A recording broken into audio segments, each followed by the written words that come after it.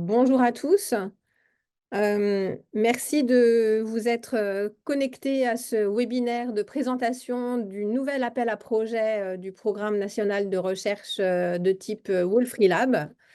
Euh, pour une raison technique, vos micros ont été coupés et vous pourrez poser vos questions via le chat qui est modéré par l'équipe OneWater et nous apporterons des réponses à l'issue de la présentation que nous allons vous faire avec Thibaut Datry et moi-même qui sommes co-directeurs du programme OneWater avec Alain Dupuis. Donc, ce programme national qui est copiloté par le CNRS, le BRGM et l'INRAE vise à développer les connaissances dans le domaine de l'eau pour changer de paradigme et réhabiliter l'eau comme commun. Il s'agit de transformer, d'accélérer les transitions, de mesurer et d'intégrer les impacts des changements globaux sur les socio-écosystèmes en France métropolitaine et ultramarine. Mené sur une période de 10 ans, en fait, il est financé dans le cadre du plan d'investissement d'avenir France 2030 et donc mobilise un certain nombre de partenaires dont vous voyez les différents représentants sur le bas de la diapositive.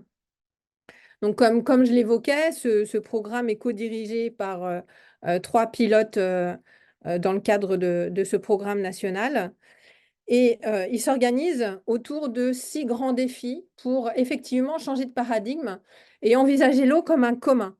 Il s'agit non plus de considérer que l'eau est complètement disponible à tout moment en fonction de nos besoins, mais de nous mettre au service de l'eau et de la réhabiliter finalement comme commun pour mieux la partager et envisager les années à venir dans un contexte de changement global de façon plus sereine. Donc autour de cela, nous envisageons dans le cadre de ce programme 6 grands défis scientifiques interconnectés, mais que vous devez connaître probablement. Il s'agit tout d'abord de combler les lacunes et les connaissances nécessaires pour mieux anticiper l'évolution de la ressource en eau pour permettre l'adaptation des territoires à leur singularité. Ce qui constitue le défi 1 à travers à la fois des modèles hydroclimatiques, des lysimètres, la modélisation et des questions relatives aux données, on verra plus tard. Il s'agit de développer une empreinte eau des processus environnementaux et des activités humaines en considérant et en croisant à la fois des dimensions quantitatives et qualitatives. De considérer l'eau comme sentinelle, c'est-à-dire s'appuyer sur la capacité de l'eau à s'imprégner du milieu dans lequel elle se trouve pour suivre la qualité de l'environnement, le bon état écologique et la qualité de la santé humaine. Le défi 4, hein, qui va porter sur les enjeux d'adaptation et de résilience, à la fois des humains, des non-humains et de la résilience des sociétés dans les territoires, à la fois en évaluant différentes solutions qui ont pu être mises en place et en imaginant de nouvelles.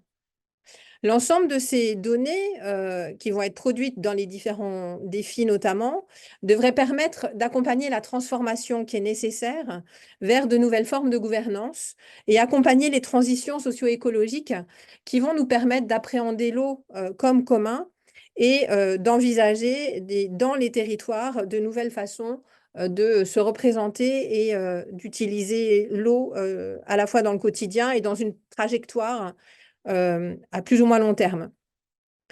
L'ensemble des connaissances qui sont produites dans le cadre des différents projets produits par OneWater vont conduire à la nécessité de les partager, ces données. Et donc, c'est un des défis, c'est de partager les connaissances et de partager les données, non seulement celles qui sont produites dans le cadre du programme, mais également des données qui seraient susceptibles d'être produites ailleurs, mais qui nécessitent d'être à la disposition et facilement accessibles pour les gestionnaires, pour les techniciens et pour les décideurs, pour accompagner cette transformation et le changement de paradigme qui est nécessaire dans la représentation qu'on a de l'eau et de l'usage qu'on va en faire. L'ensemble de ces défis, pour réellement pouvoir être déployés, sont nourris par un certain nombre d'actions qui sont conduites dans le cadre du programme. Donc des projets ciblés qui en fait sont un socle de connaissances que nous avons considéré comme étant essentiels pour compléter les connaissances déjà acquises et pour être la base des informations et des connaissances à produire pour commencer à répondre aux différents défis et aux enjeux qu'ils supportent. Des appels à projets, et donc il y a eu un premier appel à projet en 2022 qui était de type défi, inter-défi. Et là, il s'agit d'un autre type d'appel à projet original et dont on va vous présenter les contours.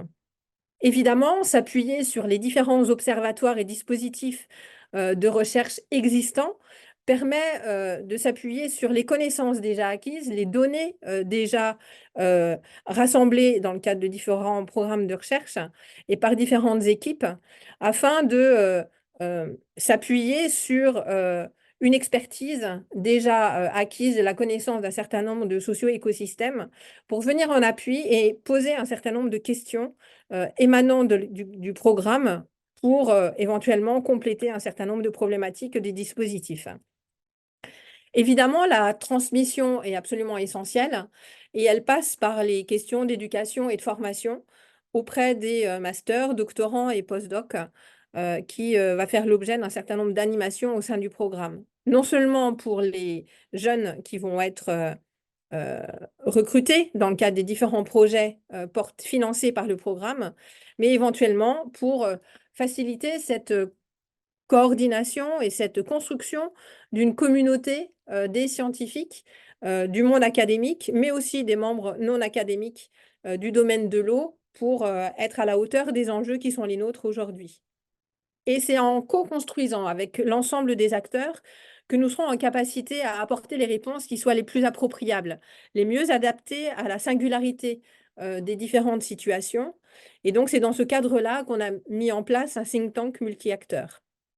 Évidemment, la science est au cœur du programme et c'est en s'appuyant sur l'expertise de collègues à l'international via un comité scientifique international que nous allons conduire et avancer finalement dans la production de connaissances, la production de nouvelles questions et proposer la continuité de ce programme et qui s'inscrit également dans un alignement entre ce qui peut se déployer à l'échelle nationale, hexagonale et ultramarine, mais aussi à l'échelle européenne, notamment dans le cadre d'une relation privilégiée avec le programme Water for All et des relations avec des collègues à l'échelle plus internationale.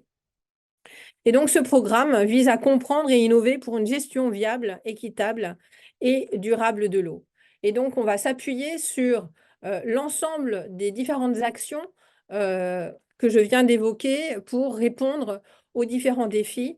L'appel à projet dont nous allons parler aujourd'hui vient complètement nourrir l'ensemble des questionnements qui vont être soulevés et apporter les connaissances nécessaires qui vont pouvoir venir en appui aux différents défis portés dans le programme.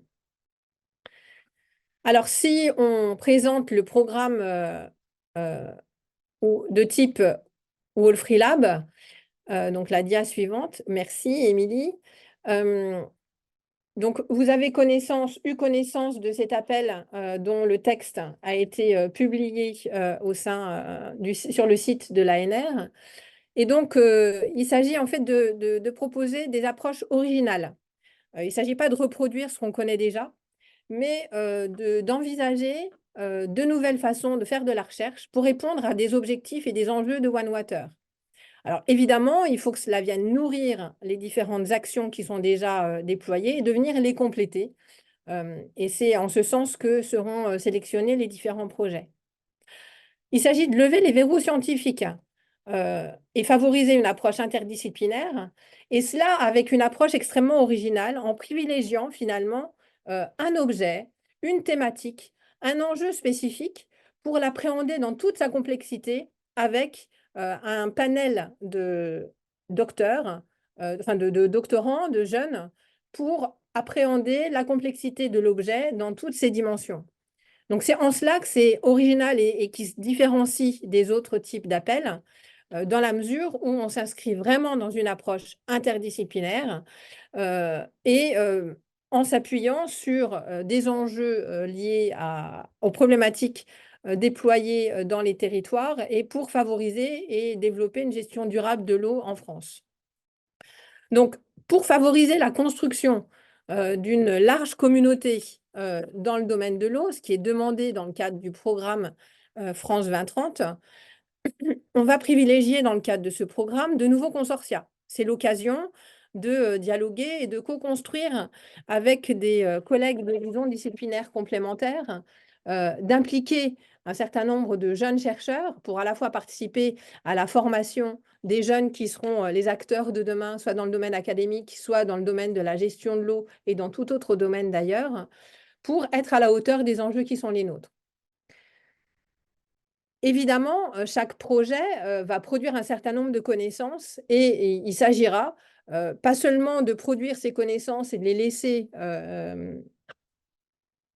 enfin, il s'agira de les valoriser et de proposer une analyse globale et ce sera la valorisation des différents projets pour intégrer l'ensemble des approches qui auront pu être déployées pour justement apporter une valeur, une nouvelle connaissance de l'objet, de la thématique ou de l'enjeu qui aura été déployé et appréhendé. Et donc, dans ce cadre-là, ce que l'on propose dans le cadre du programme, c'est, dans la dia suivante, c'est de structurer les projets autour d'un groupe de doctorants et de postdoctorants d'horizons disciplinaires différents et complémentaires pour être en capacité à traiter la diversité des facettes du sujet, de l'objet, de la thématique qui sera identifiée. Donc évidemment, cela conduit à favoriser une approche interdisciplinaire s'appuyant sur une diversité d'informations, de données, de méthodologies et de savoirs pour justement s'inscrire dans cette approche systémique et holistique qui est particulièrement importante dans le cadre de cet appel à projet. Donc, les personnes qui sont éligibles dans le cadre de ce programme sont, et ce programme doit être porté par des scientifiques issus des établissements français d'enseignement supérieur et ou de recherche, et évidemment avec une ouverture particulière auprès des porteurs d'enjeux et autres acteurs, à la fois nationaux, voire internationaux, sachant que dans la réglementation même de ce type d'appel et dans le cadre du programme One Water qui s'inscrit dans le cadre de France 2030, ne seront bénéficiaires de financement que les chercheurs et scientifiques issus des établissements français d'enseignement supérieur et ou de recherche. Donc, je vais laisser la parole à Thibaut pour poursuivre la présentation de l'appel. Merci Agathe. Bonjour à tous et tous. Donc, vous l'avez compris, en fait, cet appel est très inspiré des Doctoral Network, anciennement ETN-ITN au niveau européen. Et donc, il y a un accent très fort qui est mis sur la formation. Ça, c'est vraiment quelque chose qu'on a repris de ce type d'appel. C'est-à-dire qu'en fait, il y a une attention forte qui doit être mise en place sur la stratégie et les dispositions qui vont permettre de renforcer l'interdisciplinarité pour pouvoir permettre une synthèse des résultats qui sont relatifs aux questions scientifiques qui seront traitées. Donc, on a identifié 3 critères qu'on aimerait voir émerger dans les propositions. Tout d'abord, participer à minima à une action de formation de OneWater qui soit valorisable en tant que formation aux écoles doctorales. Donc, vous l'avez vu dans la présentation globale du programme Paragat que l'aspect éducation est déjà un pilier de OneWater. Il y a un certain nombre d'écoles, il y a une dizaine d'écoles qui sont prévues sur les 10 ans. Et donc, on demande au consortium, aux jeunes futurs chercheurs de participer à ces écoles. On aimerait aussi que les propositions puissent proposer à minima une action régionale de formation sur les innovations développées à l'ensemble des acteurs de OneWater. L'idée est vraiment, encore une fois, dans l'esprit France 2030 de générer une communauté au niveau national. Et donc, des actions d'innovation et de formation qui soient complémentaires à celles, et il y en a énormément, qui sont déjà proposées par les écoles doctorales. Et puis, il y a un gros point, Agathe l'a mentionné, qui est très important, c'est qu'il ne s'agit pas d'avoir un patchwork de doctorants très bons dans leur discipline. Il y a vraiment un travail de synthèse qui doit être mis en valeur et on aimerait avoir des éléments sur la stratégie de synthèse scientifique pour pouvoir produire de l'interdisciplinarité. Évidemment, les présenter dans au moins un événement dédié du projet que vous soumettrez, créé et organisé par les jeunes chercheurs, qu'ils soient doctorants ou postdoctorants pendant le projet. Au niveau de la typologie des propositions attendues, pour être très pragmatique, on attend des consortiums qui comprennent à minima 3 établissements français d'enseignement supérieur et de recherche qui proviennent au moins de 2 sites académiques différents. L'idée étant à nouveau une structuration des communautés à l'échelle du territoire français. Chaque consortium devra s'appuyer sur un groupe de 3 à 5 doctorants et de 1 à postdoctorants. Évidemment, c'est variable en fonction des objets, des thématiques qui vont être traités. C'est des projets qui dureront 4 ans, à l'instar des Doctoral Network, et le montant de l'aide demandée devra être à minimum de 800 000 € jusqu'à un maximum de 1 million d'euros. En fait, ça, c'est basé à la fois sur le dimensionnement de 3 à 5 doctorants, plus du fonctionnement, plus les postdoctorants. Et c'est aussi, comme dans le cas de notre premier appel, pour se démarquer des appels qui sont déjà là. Il y a des appels au niveau national par l'ANR, il y a des appels au niveau européen, au niveau de certains piliers européens. Et donc là, on se trouve à une frange qui est pour l'instant pas couverte par ces différents outils. Émile, voilà. Au niveau du déroulement, c'est un appel qui va être en 2 phases pour limiter, on va dire, la compétition, entre guillemets, à la fin.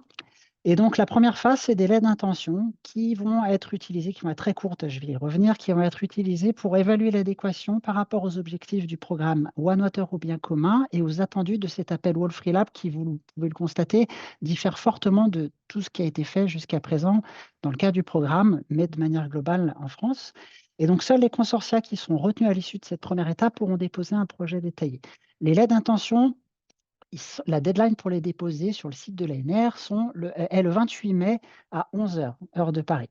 Donc, ça laisse 2 petits mois pour préparer ces lettres d'intention. Et après, l'étape 2, ça va être une évaluation des projets détaillés qui vont être déposés sur le site de l'ANR par les consortia, par un jury scientifique, international et indépendant. Donc, le dépôt des projets détaillés est fixé au 5 novembre, 11 h, heure de Paris. En termes de template des lettres d'intention, 4 pages, donc c'est court, qui reprennent à travers 5 questions tous les éléments qu'Agathe et moi avons présentés, c'est-à-dire voilà, présenter le projet, ses enjeux scientifiques en lien avec les problématiques OneWater, un argumentaire sur la manière dont le projet alimentera les défis du programme, sa complémentarité et synergie avec ce qui existe déjà, que ce soit les projets ciblés qu'on va vous présenter, les projets financés dans le cadre du premier appel défi interdéfi qu'on va vous présenter, une présentation de l'originalité du projet dans l'approche interdisciplinaire, de la stratégie et la méthodologie envisagée pour élaborer une synthèse des résultats et l'implication des porteurs d'enjeux si pertinents. Le type et le nombre de doctorants, non, il faut rester sur type et nombre de doctorants et postdoctorants envisagés et leur complémentarité, les actions de formation envisagées, comme je les ai présentées tout à l'heure, les actions de mobilité éventuelles pour les doctorants, les postdoctorants, mais aussi éventuellement pour leurs encadrants, et puis les terrains expérimentaux envisagés si pertinents. Tous les détails de l'appel sont donc sur la page dédiée de l'ANR sur laquelle vous avez pu vous inscrire au webinaire. Et donc, en termes de timeline, ça, c'est un peu la frise. Donc, on se situe au 10 avril, séminaire de présentation. Il y a un deuxième webinaire pour celles et ceux qui n'auraient pas pu être disponibles aujourd'hui, qui est calé le 29 avril de 15 à 17 h. Le 28 mai, en rouge, c'est la date limite à 11 h, limite de dépôt des lettres d'intention. Les résultats aux porteurs de cette première phase seront divulgués courant juillet, début juillet, la première quinzaine de juillet, avec le 5 novembre pour limite de dépôt des projets. Février 2025, on devra avoir le retour du jury international, donc on pourra communiquer sur les lauréats, de manière à identifier des masters, etc. On a calé cette frise pour que il puisse y avoir un démarrage en septembre 2025 des projets retenus, ce qui correspond en général aux rentrées des écoles doctorales. Et donc là, on va vous présenter les projets ciblés et je laisse la main à Agathe.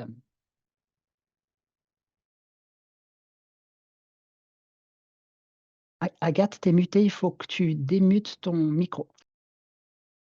Effectivement, dans la mesure où ces projets doivent venir en complémentarité des projets déjà financés et existants, d'ailleurs, dont vous retrouverez l'ensemble des descriptifs sur la page web et le site web de OneWater, nous avons décidé de vous en présenter les grandes lignes dès aujourd'hui.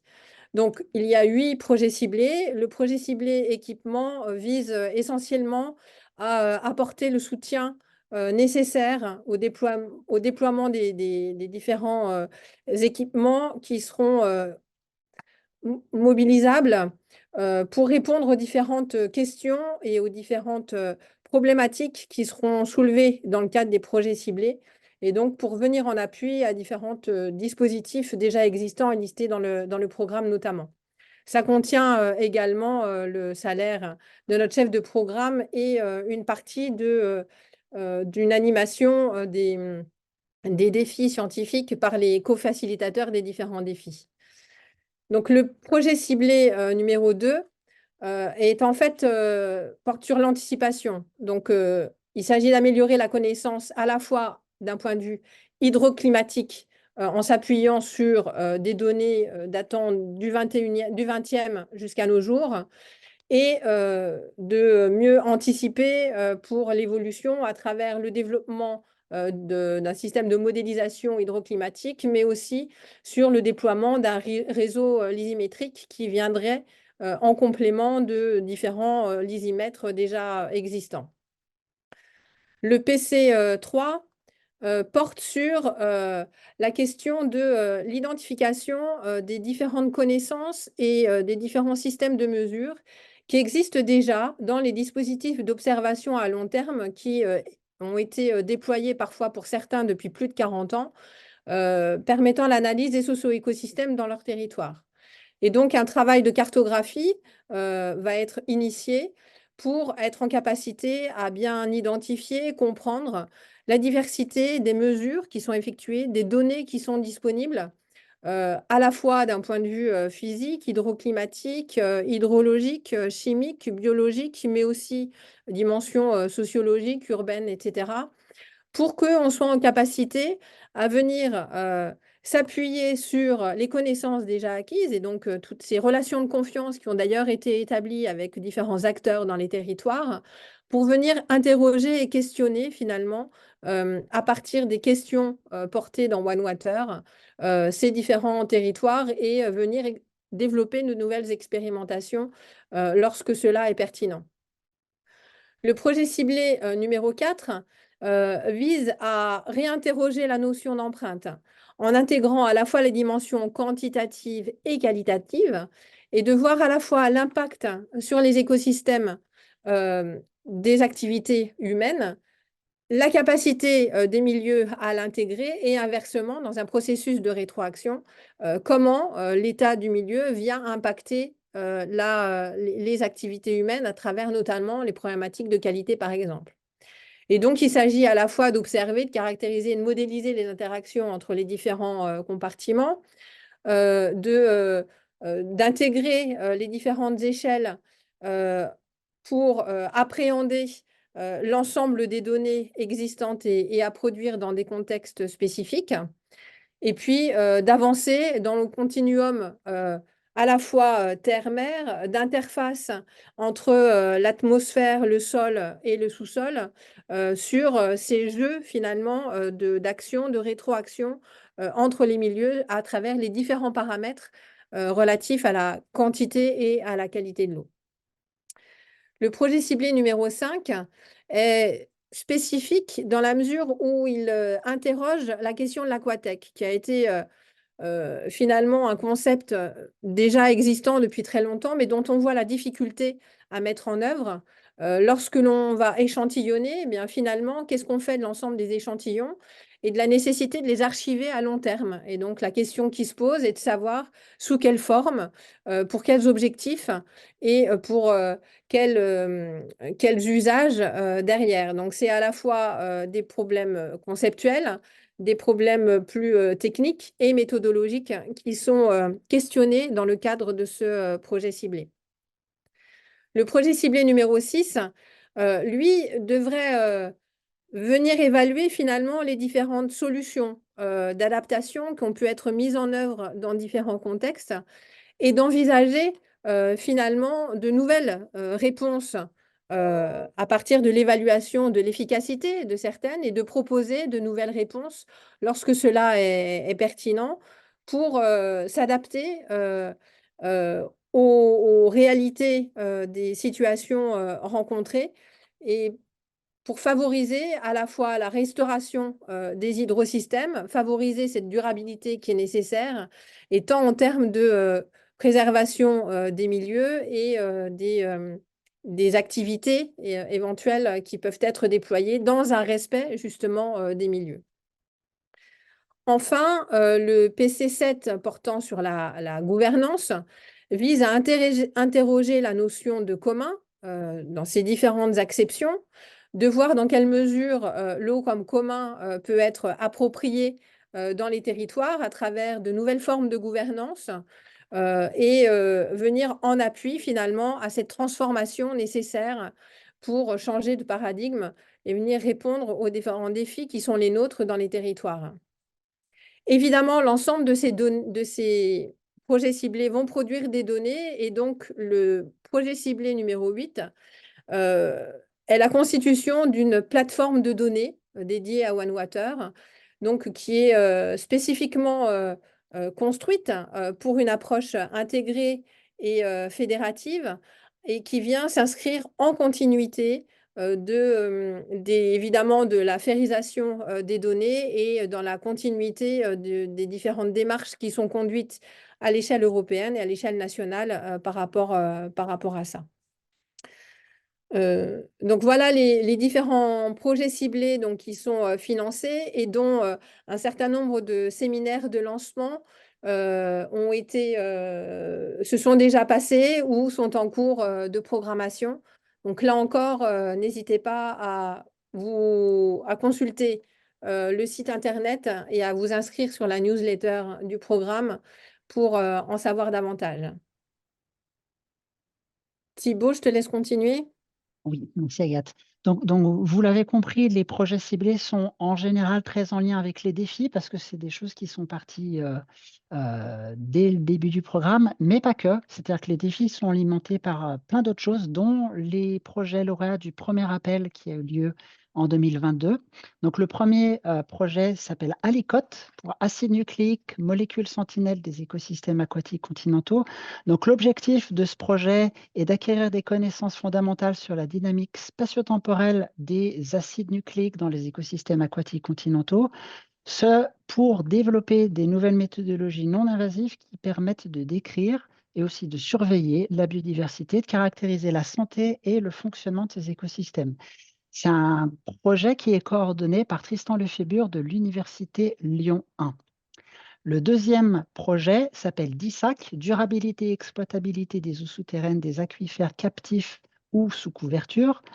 Les objectifs étant de co-construire sur la base d'un argumentaire scientifique des méthodes, outils, indicateurs pour l'exploitation raisonnée et durable des aquifères captifs en France basés sur un ensemble de proxys hydrodynamiques, géochimiques, etc. Il s'agit de développer une approche multiméthode, multi-échelle à travers un panel de disciplines complémentaires en géosciences, dont de l'hydrologie, l'hydrogéologie, sciences humaines et sociales et éducation, avec 4 aquifères démonstrateurs, un dans le bassin de Paris, 2 dans le bassin d'Aquitain et 1 dans le bassin du Sud-Est. C'est un projet qui est coordonné par Christelle Marlin de l'Université Paris-Saclay. Et le dernier lauréat s'appelle K3, Impact des changements globaux sur la ressource en eau des socio-hydrosystèmes karstiques, vulnérabilité, sensibilité et gestion, avec pour objectif scientifique de mieux comprendre et mieux quantifier l'impact des changements climatiques et anthropiques sur les socio-hydrosystèmes karstiques en réponse aux différents risques sanitaires et climatiques via une approche holistique développée par des hydrologues, des géologues, des hydromicrobiogéochimistes et des socio-économistes. Pour terrain de jeu, le Lèze, au-dessus de Montpellier, la Fontaine de Vaucluse et la Loue dans le Jura, coordonnés par Véronique Léonardi de l'Université de Montpellier. Donc, pour rappel, les calendriers de l'appel, donc la phase de sélection, les éléments du dossier dépôt doivent être déposés sous forme électronique avant le 28 mai. Donc ça, c'est la lettre d'intention, en 4 pages avec le template qu'on vous a présenté tout à l'heure. On aura un retour de cette première phase auprès des porteurs en juillet 2024. Et puis après, ceux qui seront invités à déposer les propositions détaillées auront jusqu'au 5 novembre pour déposer ces dossiers sur le site de l'ANR avec un retour prévu février 2025 pour, comme je le disais tout à l'heure, envisager de démarrer des projets en septembre 2025, ce qui correspond au démarrage de la saison pour les écoles doctorales. Et donc, on vous remercie de votre attention. On a un certain nombre de questions qui ont été posées dans le chat auxquelles on va vous répondre tout de suite. Alors, il y a peut-être qu'on peut mettre je sais plus, la dia suivante, voilà, qui vous C'est ça. donne le repère et le rappel des différentes étapes. Et donc, de cet appel à projet. Alors, donc n'hésitez pas hein, à continuer à poser vos questions dans le chat. Il y a eu une première question sur la création de nouveaux consortiums, qui effectivement est un des enjeux importants pour ouvrir finalement les communautés et favoriser un dialogue interdisciplinaire et bénéficier des expertises dans les différents laboratoires dont nous avons la chance d'avoir une grande richesse en France. Et donc, il y a nous n'avons pas pour l'instant prévu de session de networking spécifique. En revanche, nous pouvons tout à fait envisager comme ça a pu se faire dans d'autres programmes nationaux et internationaux, un groupe privé sur LinkedIn, par exemple, dédié à cet appel. Si c'est quelque chose qui semble être l'expression d'un besoin des communautés. En revanche, un point important, c'est que il s'agirait d'être en échange, mais qu'il n'y aurait pas nécessairement de modération spécifique qui serait assurée de la part du programme, de programme OneWater. Par ailleurs, il y a un webinaire donc, qui est prévu. J'ai perdu la date hein, du pro- Le 29. Le prochain webinaire? Oui, la Le date du 29, prochain webinaire le qui est 29 avril à 15 heures. voilà, le 29 avril. Alors, c'est peut-être un petit peu tard hein, pour envisager d'échanger, mais ça peut être éventuellement euh, l'occasion éventuellement de soulever, de poser des questions ou de manifester un intérêt spécifique sur une thématique ou une équipe, etc. Est-ce que tu as quelque chose à compléter, Thibaut? Non, non, non. Ok, Peut-être passer à la deuxième question. vas-y, si tu veux. Qu'est-ce qui est entendu dans Action Mobilité au sein du consortium ou à l'international? Donc déjà, dans un premier lieu, les mobilités auxquelles on pense, c'est les mobilités entre labos, puisque le but est de structurer un peu la communauté, de faire de l'interdisciplinarité. Ça peut être déjà en premier lieu aux doctorants, postdoctorants de voyager entre les différents labos du consortium. C'est très exactement ce qui est imposé. Alors nous, on ne l'impose pas, mais c'est ce qui est imposé dans les doctoral network. Il y a une phase de 6 mois qui doit être passée dans un labo autre que le labo principal. Sur la question du financement d'établissements hors France, c'est non éligible. Donc c'est la stratégie la stratégie voulue par OneWater. On ne financera pas des établissements, c'est France 2030 qui le veut, hors France. Les frais de mission, par contre, à l'étranger pour des membres du consortium sont éligibles. Mais il faudra montrer la valeur ajoutée. des actions de coopération avec des cofinancements sont également possibles à mettre en avant dans les arguments avancés pour l'appropriation. Et puis, ça peut même être encouragé pour avoir un effet levier vu les coûts associés. Parce que vous verrez très vite que 800 000 euros, 1,2 million pour un consortium de 4-5 doctorants, un ou deux postdocs, ça va aller vite. Alors, j'espère avoir répondu à la question. Peut-être, Agathe, tu as des compléments sur cet aspect Non, non, mobilité? je pense que c'est particulièrement clair. L'idée, c'est de favoriser, dans le cadre de ce programme, le partage de connaissances, d'expertise. Et donc, c'est ce qu'on entend par mobilité. Euh, et donc, c'est la conception du projet. Dans la conception du projet, c'est intégrer cette possibilité-là et les financements qui doivent être associés. Et de la même manière, par rapport à la question relative au financement complet pour les thèses, oui, là-dessus, il n'y a aucun problème. En même temps, rien n'empêche d'envisager un cofinancement avec un partenaire qui pourrait être à la fois une valorisation d'un dialogue avec un partenaire, une partie prenante, et donc à monter dans le cadre du projet. Mais il faut s'assurer que ça puisse se faire pour que ça ne mette pas en péril le développement du projet. Donc, chaque projet intègre les financements complets de thèse, mais ça n'empêche en aucune façon de favoriser ou de développer aussi des cofinancements, mais ce n'est pas une condition dans le cadre des projets. Comme ça peut l'être d'ailleurs dans d'autres projets, appel à projets, mais là, ce n'est pas le cas. Mm. Et pour Alors, sur continuer le... Vas-y. avec la question mobilité, est-ce qu'on peut associer des laboratoires étrangers dans le consortium? Oui, mais sans financement. Donc, ça peut être à faire apparaître pour une raison X ou Y. Il y a un collègue qui veut faire de la co-supervision ou co-diriger une thèse. Il vient avec son salaire, avec son financement, etc., ses frais de mission. Donc, c'est à faire apparaître dans les réponses, enfin dans les lettres d'intention ou les propositions, tout en précisant bien les contributions des collègues étrangers dans le projet et l'assurance de leur intervention pour ne pas mettre en difficulté le projet s'il y avait un souci quelconque au niveau des déplacements. Donc, la réponse est oui, mais sans financement. Euh, Et de la même manière pour l'association et la collaboration avec des partenaires. Donc oui, effectivement, s'associer à des partenaires, mais qui ne sont pas éligibles aux différents financements. Mais c'est une valeur ajoutée qui peut avoir un grand intérêt malgré tout.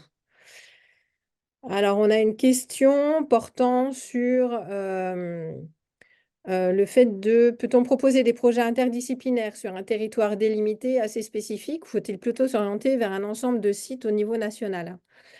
Alors, je pense qu'il serait nécessaire, il faudrait regarder l'appel de façon plus précise, dans la mesure où un enjeu territorial en tant que tel n'est pas ce qui est mis en avant. Il s'agit plutôt d'une question, d'un objet, d'une problématique qui peut se déployer sur un territoire, mais sur plusieurs territoires. Et donc, on n'est pas du tout sur une logique territoriale spécifique.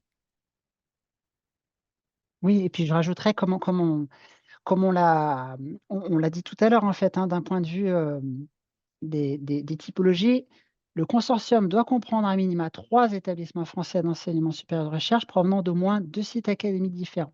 Donc en ce sens-là, l'idée, elle est aussi de ne pas avoir un seul terrain de jeu très localisé autour d'un labo, mais en fait diversifier un petit peu les contextes.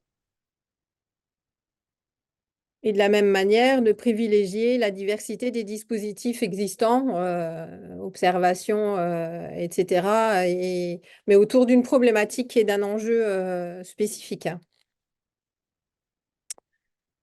Une question sur les salaires des agents hors doc et post-doc. Est-ce qu'ils sont-ils pris en charge dans cet appel?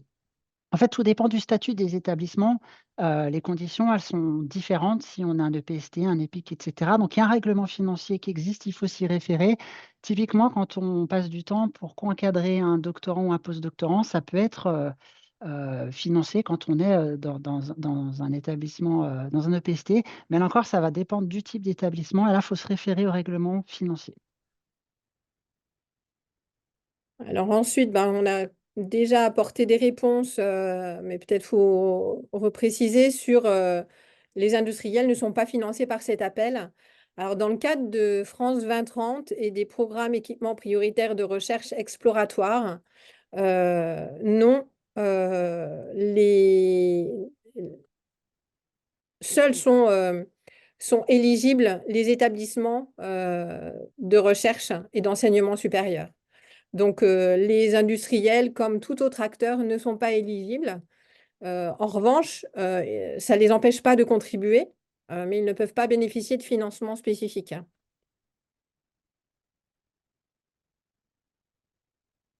Alors, en termes de porteurs d'enjeux, entend-on uniquement des institutions ou des entreprises ou un regroupement de citoyens usagers peut-il être considéré comme un porteur d'enjeux? Oui, un regroupement de citoyens usagers peut être considéré comme un porteur d'enjeux et avec les mêmes règles que vient de dire Agathe au niveau du financement.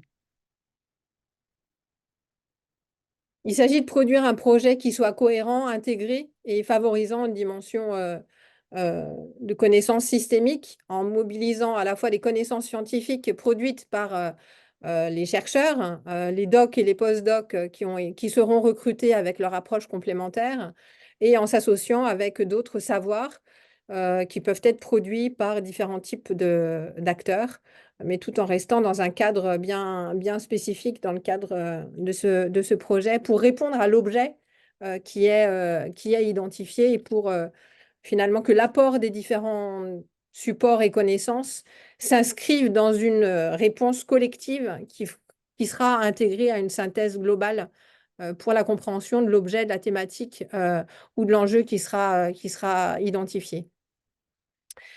Alors, il y avait une question sur, à partir de contextes de recherche spécifiques, alors, il semble qu'il y ait des projets qui existent déjà, et qui sont probablement déjà financés.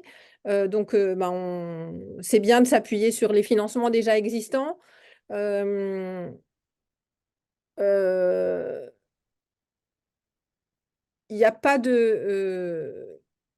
ce qui est mis en avant dans le cadre de ce programme, c'est d'être original et finalement de proposer des projets qui seraient à la limite pas finançables dans d'autres contextes. Et donc, il ne s'agit pas de reprendre des projets déjà existants ou des bouts de projets qui seraient, on va dire, classiques, mais de vraiment s'interroger sur comment, à travers la construction du projet, compte tenu de la structuration que l'on souhaite avec plusieurs doctorants, des postdocs, qui viennent en appui à la connaissance, à la fois dans le cadre de la formation, mais aussi d'une approche disciplinaire à la fois experte, et en même temps dans la construction et l'apprentissage de l'interdisciplinarité. Euh, voilà, donc après, c'est complètement ouvert, mais l'idée est vraiment de rester dans le cadre qui est proposé par OneWater, qui est assez original et qui fait la spécificité même des projets qui seront financés dans le cadre du programme national. Oui, Alors, vas-y, ah non, j'allais passer une autre question. vas-y. Donc, quelle est la place pour les études et les approches paléo-environnementales?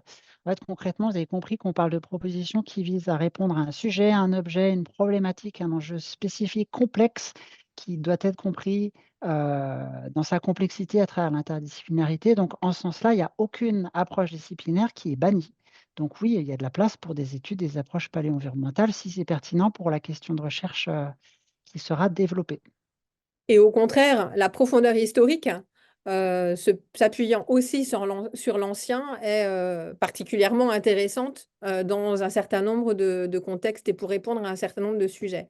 Donc on est à la fois dans une logique euh, de diversité des échelles, à la fois temporelle, du très ancien jusqu'à l'actuel, en passant jusqu'au futur par de la modélisation, et également spatiale, sur une diversité de territoires et des échelles variées selon les questions qui vont être posées. Il y a une question qui est complexe, hein, sur la mise en place d'un outil type Excel pour faire remonter le besoin des consortiums et proposer des technos pour les enjeux de création de vos consortiums. En théorie, oui, ça peut être bien. Après, de manière pratico-pratique, on ne peut pas utiliser des Google Docs ou des Google Excel. C'est interdit par la plupart des organismes. On a une plateforme qu'on utilise, mais qui pose beaucoup de soucis techniques si on voulait l'ouvrir à toute la communauté. Donc, pourquoi pas, mais pour l'instant, on n'a pas le support. Voilà. En tout cas, si c'est un besoin qui remonte de la part d'une grande diversité de collègues, ben, on essaiera de voir dans quelle mesure, mais on a évoqué tout à l'heure euh, la possibilité d'échanger sur une page LinkedIn dédiée peut être un moyen qui a déjà fait ses preuves dans le cadre d'autres programmes. Donc, c'est probablement l'une des solutions les plus efficaces et faciles à mettre en œuvre dans le cadre de cet appel. Alors, il y a ce qui est vraiment important là, en fait, vous avez compris hein, que c'était juste une mise en parole hein, d'une certaine façon de l'appel à projet dont le texte est disponible sur le site internet de l'ANR de façon classique et c'est sur le site de l'ANR qu'il faudra répondre. Donc, il y a toutes les informations dans l'appel. Donc, ce qui est essentiel, c'est de bien le lire, même si parfois on va un peu vite parce qu'on veut lire ce qu'on veut y trouver. Donc, on attire votre attention sur le fait que on a essayé d'être le plus exhaustif possible dans le cadre de l'appel. Et avec le règlement financier qui est associé par rapport à France 2030. Et donc, vous trouvez l'ensemble des différents éléments sur le site de l'ANR, sachant que on ne se situe pas du tout dans les appels classiques de l'ANR, hein. On est bien dans un dispositif France 2030 et donc c'est sur l'ensemble des informations, des règlements spécifiques qui sont associés à France 2030 qu'il faut s'appuyer. Donc ça, c'est un point important. Et puis, on a prévu pour vous accompagner dans l'élaboration des différents projets, la constitution des consortiums, un deuxième webinaire. Et donc, le 29 avril à 15 heures, n'hésitez pas à vous inscrire pour recevoir le lien et ce sera essentiellement basé sur du question-réponse euh, pour vous aider à finaliser l'élaboration des lettres d'intention donc, qui seront vous le verrez, donc c'est 4 pages selon le template qui vous a été présenté et dont les éléments sont téléchargeables sur le site de l'ANR. Et, donc voilà. Il y a une nouvelle question sur faut-il contacter les responsables des projets ciblés pour s'y adosser avec leur accord ou juste y faire référence? En fait, vous avez compris que l'idée, elle est de pouvoir faire une communauté et de pouvoir apporter des thématiques de recherche qui soient complémentaires à ce qui est déjà financé. Donc, la réponse, c'est oui, parce qu'il faut s'assurer de cette complémentarité, d'autant plus qu'à ce stade, la plupart des projets ciblés démarrent. Et donc, il y en a pour certains, ils sont en train de se réunir pour savoir exactement ce qu'ils vont faire. Donc, ça peut être très pertinent pour justement s'assurer de la complémentarité éventuelle des approches. L'idée est vraiment de s'inscrire dans une complémentarité à la fois des disciplines, des approches et des questionnements. Et donc, l'interconnaissance des différentes actions et des différents projets qui sont conduits favorisera réellement la construction de projets qui soient les mieux en complémentarité et en réponse finalement aux différents enjeux du programme. Et donc ça, c'était pour compléter. Et une autre question. Donc oui, on vous engage, si cela vous semble pertinent, à solliciter les collègues qui portent les différents projets ciblés, une façon ou de participer aux différents événements qu'ils organisent pour s'imprégner des différentes façons, les questions de recherche qui sont posées et de contribuer évidemment à ces différentes questions. Alors après, une question sur y a-t-il incompatibilité avec les dépôts de projets ANR, même si ce n'est pas la même chose, ben, il n'y a aucune incompatibilité. La seule chose, c'est que les objectifs et les ambitions ne sont pas les mêmes. Alors, il ne s'agit pas de faire financer un même projet selon des guichets différents, que ce soit à l'échelle nationale ou à l'échelle européenne ou internationale. Là, vous aurez compris qu'on s'inscrit vraiment dans un projet qui sort un peu de l'ordinaire dans la façon dont on l'a construit. Et c'est justement une nouvelle façon de faire de la recherche que nous proposons à travers cet appel. Donc, c'est vraiment cela qu'il faut privilégier, sortir un peu de nos habitudes, proposer de nouvelles modalités de recherche qui permettent de répondre et d'être à la hauteur de l'ensemble des enjeux. Donc là, c'est vraiment une intention portée dans le cadre du programme. Euh, Après, certains projets peuvent être tout à fait euh, financés dans le cadre par d'autres, dans d'autres guichets. Non, non, c'est absolument pas incompatible. Mais bien regarder la spécificité de cet appel. Et peut-être que votre projet, tel que vous l'avez déjà imaginé, ne répondra pas à tous les critères qui sont proposés dans l'appel à projet Free Lab. Ou qu'au contraire, hein, vous allez être particulièrement séduit par la construction de ce projet et vous aurez envie de tenter l'expérience pour avancer sur euh, de nouvelles façons de répondre à un objet, à une question qui est un peu différent des types de projets qu'on a l'habitude de réaliser. Il y a une question un peu technique auquel, a priori, on ne peut pas répondre au jour d'aujourd'hui, mais on va se renseigner. La lettre d'intention doit-elle être signée uniquement par les proposants ou bien aussi par une responsable de chaque ESR, typiquement un directeur, une directrice adjointe de INSU, INSEE, etc., vice-président d'université? On va vérifier auprès de l'ANR et on le précisera au prochain webinaire, donc le 29 avril, 15 heures. S'il n'y a pas plus de... Il y a juste une question sur la présentation. Est-ce qu'on pourra faire passer la présentation? Donc oui, ça sera mis en ligne sur notre chaîne YouTube pour retrouver la présentation et le webinaire. Sachant que tout est écrit et c'est ce qui fait foi, c'est le texte de l'appel qui est disponible sur le site de l'ANR. Et donc, on vous informera si si on ouvre une page LinkedIn. De toute façon, veillez à consulter le site internet de OneWater sur lequel vous aurez l'information la plus récente et pour éventuellement favoriser un dialogue entre les différentes communautés et les chercheurs.